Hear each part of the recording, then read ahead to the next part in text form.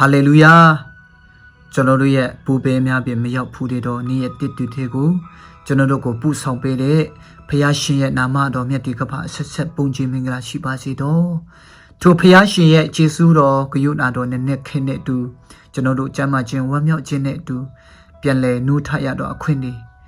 ကျွန်တော်ဖယားရှင်ရဲ့ကျေးဇူးတော်တတ်တတ်ပဲဖြစ်ပါတယ်ဒီနေ့ဖယားရှင်ရဲ့ကျေးဇူးတော်နဲ့နဲ့ခင်းတဲ့အတူဖယားခင်ပြင်ဆင်ထားပေးတဲ့အချိန်နာရီလေးအတွင်းမှာကျွန်တော်နေ့တိုင်းခန္ဓာအတွက်အစာအာဟာရကိုကျွန်တော်သုံးဆောင်တယ်လို့ပဲကျွန်တော်ဝိညာဉ်အသက်အတွက်လဲကျွန်တော်အာဟာရကိုသုံးဆောင်လက်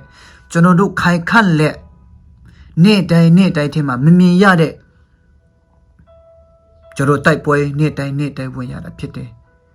အဲ့ဒီအထဲမှာကျွန်တော်တို့အောင်မြင်တော့အသက်တာဖြစ်စေဖို့နေ့တိုင်းအာဟာရကိုကျွန်တော်အသက်အတွက်ကျွန်တော်ထည့်ရမှာဖြစ်တယ်တို့ကြောင့်မို့နှုတ်ကပတ်တော်လေးကိုကျွန်တော်ခွန်အားယူကြပါစို့ယောဟန်ခန်းကြီး30ခန်းငယ်30လေးကိုကျွန်တော်ခွန်အားယူကြပါစို့တခိုးဒီခိုးခြင်းတက်ခြင်းဖြစ်စည်းခြင်းကဒါလာတတ်၏ငါမူကားဒုတို့သည်တက်လွတ်ယုံမြမကအထူးတစ်ဖြင့်အသက်နဲ့ပြည့်စုံခြင်းကလာတည်ဟာလေလုယာတက်ရှင်တော်မူတော်ဖျားရှင်ရဲ့နှုတ်ကပတ်တော်ဖြစ်တဲ့အတွက်အရောက်ချင်းစီတိုင်ပါဝိညာဉ်တော်ဖျားတာယူဖွင့်ပြပါစေခဏလေးဆုတောင်းဆက်ကပ်ရအောင်အဖဖျားကိုရောရဲ့ပြည့်စုံသောအသက်ထဲမှာတာလေတာသမီများရဲ့ညီတက်ခြင်းဝမ်းမြောက်ခြင်းပျော်ရွှင်ခြင်းကျွန်တော်တို့ရဲ့အကွယ်အကားရာကျွန်တော်တို့ရဲ့အခိုးလုံးရာကိုးစားရအကြောင်းဖြစ်ပါ၏ဒီနေ့လောကရဲ့အတန်တွေဟာမြင်တွေ့နေရတဲ့အရာတွေကြားနေရတဲ့အရာတွေကျွန်တော်ရှေ့မှာဖြစ်ပျက်နေတဲ့အရာတွေဟာကျွန်တော်တို့ကိုဖြစ်စည်းတဲ့အရာကျွန်တော်တို့ကိုစိုက်ချတဲ့အရာကျွန်တော်တို့ကိုချိန်ချောက်တဲ့အရာကြောက်လန့်စေတဲ့အရာတွေပဲလောကကြီးကကျွန်တော်တို့ကိုပေးပါတယ်ကိုတော့တို့တော့လဲကိုတော့ရဲ့ပြည့်စုံတော့ကိုတော့ရဲ့အသက်ထဲမှာအလင်းထဲမှာတမာတရားအသက်ထဲမှာတာလေညင်တဲ့ခြင်းဝမ်းမြောက်ခြင်းပျော်ရွှင်ခြင်းရှိပါ၏ထို့ကြောင့်မို့ကိုတော့ဤနှုတ်ကပတ်တော်အထဲကိုတာတမီများမြင်ဝဲကြပါတယ်တာတမီများခိုးလုံကြပါတယ်အယောင်ချင်းစီရဲ့အသက်တာမှာကိုတော့ကြည်စုပြုပါဝိညာဉ်တော်ဖျားအယောင်ချင်းရဲ့နှလုံးသားကိုပြုပြင်လက်နေ့တိုင်းထဲမှာကိုတော့ရဲ့အသက်နဲ့ပြည့်စုံသောအသက်တာဖြစ်စေဖို့လောကကိုအောင်တော့အခွင့်ရရှိစေဖို့အသက်ထဲမှာကိုတော့ဖြည့်ပေးစေတော်မူပါအစာအာဟာရအတွက်ကျေးဇူးတော်ချီးမွမ်းလက်တုံးဆောင်ကြပါတယ်အဖဖရာအာမင်ဒီနေ့နှုတ်ကပတ်တော်ကောင်းစင်လေးရတော့အသက်နဲ့ပြည့်စုံသောအသက်တာလို့ပြောပေးထားတာဖြစ်ပါတယ်ဆိုတော့အေဆိုင်ဘက်မှာတခိုးဒီခိုးခြင်းတတ်ခြင်းကဖြစ်စည်းခြင်းကလာတတ်တယ်လို့ပြောတယ်ဒီနေ့နေ့တိုင်းကျွန်တော်ရင်ဆိုင်နေရတဲ့အရာအားလုံးဒီတိုက်ပွဲဖြစ်တယ်နေ့တိုင်းအချိန်တိုင်းဒီကျွန်တော်တိုက်ပွဲဝင်နေတာဖြစ်တယ်ဘာကြောင့်လဲတိုက်ပွဲဝင်ခြင်းဒီအောင်နိုင်ဖို့ဖြစ်တယ်တိုက်ပွဲဝင်ခြင်းဒီအခွင့်အရေးရဖို့ဖြစ်တယ်ကောင်းကြီးရဖို့ဖြစ်တယ်အဲ့ဒီလာလူမျိုးတွေစစ်မတိုက်ဘဲနဲ့ခန္ဓာပြေမဝင်စားရပါဘူးဒါမဲ့စစ်နဲ့ဆိုင်တဲ့အရာတော့ဖျားပဲဥဆောင်တာဖြစ်တယ်အဲ့ဒီလာလူမျိုးတွေဒါတော့အတုံးတော့ခံနေဖြစ်တယ်ဘာလဲနှုတ်နဲ့ပြားရဲ့စီးတော့ခန္ဓာပြေရဲ့အကျိုးကျေးဇူးကိုခံစားရစေဖို့လက်တွေ့တို့တိုက်ခိုက်တာဖြစ်တယ်ထိုနည်းတူပဲဒီနေ့ကျွန်တော်ဘဝအသက်တာထင်ပါလေနေ့တိုင်းကျွန်တော်စစ်တိုက်ရတာဖြစ်တယ်ဘာစစ်လဲဆိုတော့မြင်တွေ့နေရတဲ့အရာမဟုတ်ပါဘူးမျက်စိထဲမှာမထင်ရှားတဲ့အရာအဲ့ဒီစစ်ကိုပဲကျွန်တော်တို့ကနေ့တိုင်းတိုက်ရတာဖြစ်တယ်အဲ့ဒါပါလေစာရန်မမြင်မတွေ့ရင်ရတဲ့အရာကိုဖြစ်စီတယ်တခိုးဒီတတ်ခြင်းဖြစ်စီခြင်းကလာတယ်တခိုးလို့ပြောရင်တင်းရဲ့အတ္တတာကျွန်တော်တို့ရဲ့အတ္တတာထဲကနေအကောင်းဆုံးအရာကိုပဲသူခိုးမှာပါတခိုးဆိုတာကဖြစ်စီခြင်းကလာတဲ့တခိုးတွေစစ်တွေရန်သူတွေကျွန်တော်မျက်စိကျွန်တော်မြင်တဲ့အချိန်လာမှာမဟုတ်ပါဘူး မထင်မှတ်တဲ့အချိန်ကျွန်တော်ကိုလာမှာဖြစ်တယ်တခုလို့ပြောရင်ကျွန်တော်စီကအကောင်းဆုံးအရာကိုတန်ဖိုးရှိဆုံးအရာကိုယူမှာဖြစ်တယ်တခုလို့ပြောရင်ကျွန်တော်တို့မြင်တွေ့တယ်လို့တို့လာမှာမဟုတ်ဘူးမထင်မှတ်တဲ့အချိန်ပဲတို့လာမှာဒါဆိုရင်ကျွန်တော်ဘဝအသက်တာတဲ့အတန်ဖိုးရှိတဲ့အရာဘာကိုခိုးယူတော့လဲကျွန်တော်တို့ဖယားကကျွန်တော်တို့ကအသက်လွတ်ယူမြမှာကအထူးသဖြင့်အသက်နဲ့ပြည့်စုံသောအသက်တာကိုရောက်စေဖို့ဖယားရှင်ကျွန်တော်ကိုရွေးနှုတ်ထိုးထားတာဖြစ်တယ်အသက်ကိုပေးထားတာဖြစ်တယ်တူတော့လေဒီ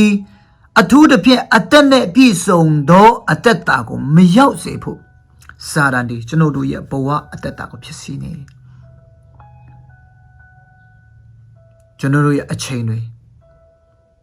ကျွန်တော်တို့ရဲ့အသက်တာတွေဖျားဘုံတော်ထင်ရှားတော့အသက်တာမရောက်စေဖို့ဝမ်းမြောက်ခြင်းညင်တက်ခြင်းမရှိစေဘူးဘာကြောင့်လဲဆိုတော့ဒီအသက်သေးမှာတာလင်ညင်တက်ခြင်းဝမ်းမြောက်ခြင်းပျော်ရွှင်ခြင်းဆိုတဲ့အာဟာရနုနဲ့ပြားရဲ့စီးတော်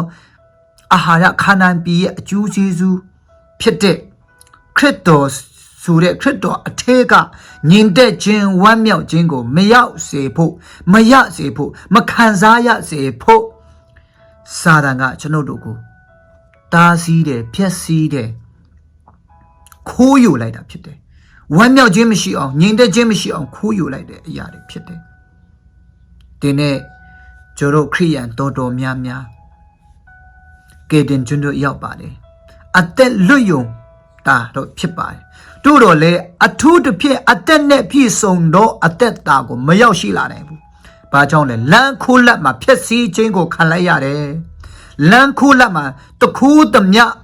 ဖြစ်စည်းခံလိုက်ရတယ်တက်ခိုင်လိုက်ရတယ်ဒီနေ့ဣဒေလလူရဲ့အသက်တာကိုမြင်တွေ့တဲ့အခါမှာတို့အေဂတုပြည်ကနဲ့အသွေးအသက်အားဖြင့်သူတငယ်ရဲ့အသွေးအသက်အားဖြင့်တို့လူချင်းအခွင့်ကိုရတယ်အေဒုံပြည်လေကြီးကိုဘုရားရှင်နှချမ်းခွဲပြီးမှသူတို့ကိုဥဆောင်ခဲ့တယ်ခါနန်ပြည်နုနဲ့ပြားရဲ့စီးတော်ခါနန်ပြည်ဝန်ခါနေမှာသူတို့ဒီအေဂတုပြည်ကထွက်လာတဲ့အထက်ကလည်းအများစုဒီအေဂတုဆိုတဲ့လူဟောင်းစိတ်တက်ကျွန်စိတ်တက်မပြောက်တော့ကြောင်းဖယားသခင်ပေးမယ်ဖယားသခင်စားစေမယ်ကြွယ်ဝတော့အသက်တာ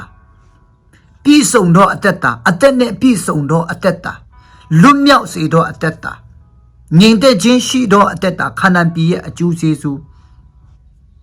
ခံစားရဖို့အသင့်ဖြစ်နေတဲ့အသားနဲ့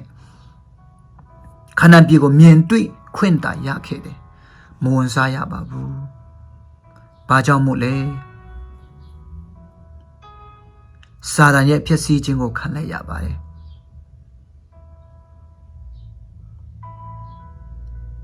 လွန်ပင်တော်ထဲမှာပဲလက်ပတ်လက်တည်လိုက်ရပါတယ်နုနဲ့ပြားရဲ့စီးတော်ခန္ဓာပြည်ရဲ့အကျိုးကျေးဇူးကိုမခံစားရပါဘူးဒီနေ့ဘာပြောချင်တယ်လဲဆိုတော့ကျွန်တော်တို့ကျွန်ဘဝအပြည့်ရဲ့ကျွန်အပြည့်ရဲ့အခါတည်ခြင်းယေရှုခရစ်တော်အသွေးအသက်အားဖြင့်ကျွန်တော်တို့ကိုကျင့်ခြင်းအမင်္ဂလာသူခံလက်ကျွန်တော်တို့ကိုထာဝရညီတဲ့ခြင်းဝမ်းမြောက်ခြင်းအသက်နဲ့ပြည့်စုံခြင်းတော့အသက်တာကျွန်တော်ကိုကယ်တင်ခဲ့တာဖြစ်တယ်တို့တော်လေကျွန်တော်တို့ဒီအသက်နဲ့ပြည့်စုံတော့အသက်တာကိုမရောက်ရှိဘဲနဲ့ကျွန်တော်တို့ရဲ့ဘဝအသက်တာလောကရဲ့မင်းဖြစ်တော့စာတန်ရဲ့ဖြစ်စည်းခြင်းကိုခံလိုက်ရတယ်။ဘာကြောင့်လဲ။ကျွန်တော်ခရိယန်တော့ဖြစ်နေပါရဲ့။ဘောနေပါရဲ့။ကယ်တင်ခြင်းတော့ရနေပါရဲ့။တို့တော့လေသူအသက်နဲ့ပြည့်စုံတော့နုနဲ့ပြားရဲ့စီးတော့ခါနန်ပြည်ဖြစ်တဲ့ကြွယ်ဝတော့အသက်တာခရိယန်အသက်တာကိုမရောက်ရှိလာဘူး။ငြိမ်သက်ခြင်းကိုမရောက်ရှိလာဘူး။ပျော်ရွှင်ခြင်းကိုမခံစားရဘဲနဲ့ကျွန်တော်ကအသက်ဆုံးရှုံးဖို့စာတန်ကလုပ်နေတယ်ဒီနေ့ကိုတတိထားဖို့အရေးကြီးတယ်ကိုတိဖို့အမတန်မှအရေးကြီးပါတယ်စာတန်ကကျွန်တော်တို့စီကဘာတွေခိုးယူနေတယ်လဲ attene bisondo ayata nune piaye sido kanan piye aju jesu wan miao jin yin tet jin pyo shwin jin ma yaw phit ne di ne Khriyanတော်များများကတင်ချင်းရတယ်ဆိုပေမဲ့လည်းဝမ်းမြောက်ခြင်းမရှိဘူးညင်တဲ့ခြင်းမရှိဘူးအိမ်ကောင်းတွေရှိတယ်ကားကောင်းတွေရှိတယ်အမြဲတမ်းသွားနေတယ်ညင်တဲ့ခြင်းမရှိဝမ်းမြောက်ခြင်းမရှိဘူးအိမ်နှုတ်နဲ့ပြားရဲ့စီးတော့အသက်နဲ့ပြီးဆုံးတော့အသက်တာကိုမရောက်ရှိဘူးဖြစ်နေဘာကြောင့်လဲကျွန်ုပ်ဒီစာတန်ဒီကျွန်ုပ်တို့စီကဘာတွေခိုးယူခိုးမှလဲမသိဘာတွေဖြက်စီးမှလဲမသိတော့ကြောင့်ဖြစ်တယ်အဲ့ဒါကြောင့်အထူးတစ်ဖြစ်အသက်နဲ့ပြီးဆုံးတော့အသက်တာကိုမရောက်ရှိလာတာဖြစ်ပါတယ်ချစ်တော်ဓမ္မမိတ်ဆွေများတို့ကြောင့်ဒီနေ့ကျွန်တော်တို့ရဲ့အသက်တာကလည်းစာတန်ကဘာတွေခိုးယူနေတယ်လဲဘလို့ဖြက်စီးနေတယ်လဲဆိုတာကိုနားလဲဖို့အမတမအရေးကြီးတယ်ယုံကြည်သူတယောက်ဖြစ်နေတာနဲ့နင်းနဲ့ညံ့ညကျွန်တော်လောကရဲ့အတန်တွေနဲ့ပဲညင်းညိုအတန်တွေနဲ့ပဲနင်းနဲ့ညံ့ကျွန်တော်တို့အသက်ရှင်နဲ့လုံးထွေးနေရတယ်လောကနေပဲနှစ်ပန်းလုံးနေရတယ်အောင်မြင်သောအသက်တာမရောက်ရှိလာနိုင်ဘူးအထူးတစ်ပြည့်အသက်နဲ့ပြည့်စုံတော့အသက်တာကိုမရောက်ရှိလာနိုင်ဘူးကျွန်တော်စစ်တိုက်မယ်ဆိုရင်လေအဲ့ဒီလောကရဲ့အခက်ခဲတွေကိုမအောင်နိုင်ဘူးဘာကြောင့်လဲအသက်အတွေ့ကျွန်တော်တို့နှုတ်ကပတ်တော်ကမှမခံယူတာလောကနဲ့ဘယ်လိုနှစ်ပန်းလုံးပြမှအနိုင်ယူမလဲအနိုင်ယူပြမှတခိုးကိုဖြစ်စည်းလာတဲ့တခုကိုကျွန်တော်အသက်နဲ့ပြည့်စုံတော့ကြွယ်ဝတော့ငြိမ်သက်ခြင်းဝမ်းမြောက်ခြင်းကိုမရဖို့ကျွန်တော်တို့ကိုဖြစ်စည်းနေတဲ့အရာကိုကျွန်တော်မအောင်နိုင်မချင်းကတော့နုနဲ့ပြားရဲ့စီးတော့ခါနံပြီးကြွယ်ဝတော့အသက်တာရဲ့ငြိမ်သက်ခြင်းဝမ်းမြောက်ခြင်းပျော်ရွှင်ခြင်းကျွန်တော်တို့မခံစားရပါဘူးစာတန်နဲ့လုံးထွေးပြီးမှပဲကျွန်တော်အသက်ရှင်နေရပါနေနေညညစိတ်ပြက်ပြီးမှကျွန်တော်ခံစားရမယ်အသက်လွတ်ယုံမြတာဖြစ်တယ်အသက်အထူးတစ်ပြည့်အသက်နဲ့ပြည့်စုံတော့အသက်တာကိုမရောက်ရှိလာနိုင်ဘူးထို့ကြောင့်မို့ခွန်အားပေးခြင်းပါတယ်ဒီနေ့ကျွန်တော်တခိုးဆိုတာကျွန်တော်မြင်အောင်လာမှာမဟုတ်ပါဘူးကျွန်တော်စီကတန်ဖိုးရှိတဲ့အရာကိုယူသွားမယ်လို့ပြောတာအဲ့ဒါဖြစ်တယ်သူတွေမြင်တွေ့နေရတဲ့ကျွန်တော်ခန္ဓာထက်မမြင်တွေ့ရတဲ့ဝမ်းမြောက်ခြင်းညီတဲ့ခြင်းစာတန်ကဖြစ်စီနေဆိုတဲ့အရာကိုနားလေတဲ့ပေါ်ဖို့အရေးကြီးတယ်ဧကတုပီကထွက်လာတဲ့အဒရေလလူမျိုးတွေလူကြီးပိုင်းတွေတရားမှမဝင်ရပါဘူးယောရှုနဲ့ခါလက်ပဲဧကတုပီနဲ့ထွက်လာတဲ့လူတွေကျွန်တော်ခါနန်ပြည်ဝင်စားရတယ်ဆိုတာအဲ့ဒါယုံကြည်ခြင်းနဲ့ပဲဖြစ်ပါတယ်ဖယားဂတိတော်မှာယက်တည်ခြင်းပဲဖြစ်ပါတယ်အသက်ဖယားရဲ့အသက်ဖြစ်တော်နှုတ်ကပတ်တော်စစ်မှန်တော်တမန်တရားထဲမှာယက်တည်ခြင်းနဲ့ပဲဒီအရာကိုအောင်နိုင်တာဖြစ်တယ်အသက်နဲ့ပြည့်စုံတော့နှုတ်နဲ့ပြားရဲ့စီးတော်ခါနန်ပြည်ရဲ့ကြွယ်ဝသောအသက်တာအသက်သေးကနေရမယ့်အရာတွေကျွန်တော်တမလွန်တာမကလို့ဒီလောကကြီးထဲမှာရှိနေတဲ့အခါမှာကျွန်တော်ခံစားဖို့ဖြစ်တယ်ဒါပေမဲ့ဒီနေ့ကျွန်တော်အဲ့ဒါကိုမခံစားရဘဲနဲ့နင်းညညကျွန်တော်ညူးညင်စွာနဲ့ပဲကျွန်တော်လောကကြီးမှာအသက်ရှင်ရတယ်။ဘာကြောင့်လဲစာတန်ကကျွန်တော်ကိုခိုးယူဖြစ်စီလိုက်တော့ကြောင့်ဖြစ်တယ်။တို့ကြောင့်မို့ကြွယ်ဝတော့အသက်တာအထူးတစ်ဖြစ်အသက်နဲ့ပြည့်စုံတော့အသက်တာဝမ်းမြောက်ခြင်းညီသက်ခြင်းနဲ့တူလောကကိုအောင်တော်သူဖြစ်ဖို့အပ္ပတမအရေးကြီးတယ်။တို့ကြောင့်မို့ဒီယောငါလေးမှာဘုရားသခင်စီကကျွန်တော်မွေးဖွားတော်သူဒီလောကကိုအောင်တတ်သည်လောကကိုအောင်ခြင်းအကြောင်းမူကားငါတို့ဤယုံကြည်ခြင်းပေသည်လို့ပြောရတယ်ကျွန်တော်ယုံကြည်ခြင်းအပြင်နေ့တိုင်းဘုရားရှင်အသက်အထဲမှာကျွန်တော်မြည်ဝဲလက်ထိုအသက်ထဲမှာလည်းညီသက်ဝမ်းမြောက်ခြင်းရှိပါတယ်ထိုအသက်နဲ့ပြည့်စုံတော့အသက်တာကိုရောက်ရှိစေဖို့နှုတ်ကပတ်တော်ခွန်အားကိုရလက်ကျွန်တော်တို့အဲ့ဒီအရာကိုမရောက်ရှိနိုင်ဖို့ကျွန်တော်ဖြစ်စည်းနေတဲ့စာတန်ရဲ့ဖြစ်စည်းခြင်းအမှုရာကန္တာအားလုံးကိုကျွန်တော်အောင်နိုင်လက်လောကကိုအောင်တော်သူဖြစ်လက်အသက်လွတ်ယုံမြမကအထူးသဖြင့်အသက်နဲ့ပြည့်စုံတော့အသက်တာကိုခံစားကြရအောင်လို့နှုတ်ကပတ်တော်အဖြစ်ခေါ်အားပေးလိုပါတယ်အားလုံးပေါ်ဝိညာဉ်တော်ဖခင်တာကိုဖွင့်ပြပါစေတော့